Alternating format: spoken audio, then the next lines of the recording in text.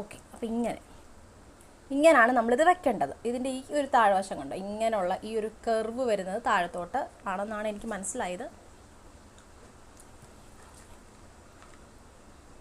Okay, അതെ. അപ്പം നമ്മൾ ഇതിങ്ങനെ ഒരു പ്ലാസ്റ്റിക്കിൻ്റെ ഈ ഒരു ഷീറ്റിനകത്തായിരിക്കും. ഈ ഷീറ്റിൽ നിന്ന് നമുക്കിതിങ്ങനെ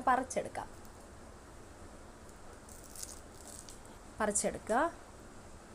എന്നിട്ട് നമുക്കിതിങ്ങനെ ഒട്ടിക്കാം. ഏത് വശമായിരുന്നു ഒട്ടിക്കേണ്ടത്? ഈ വശം തന്നെ ആയിരിക്കും. എന്തായാലും നമുക്കിത് ഒട്ടിക്കാവേ.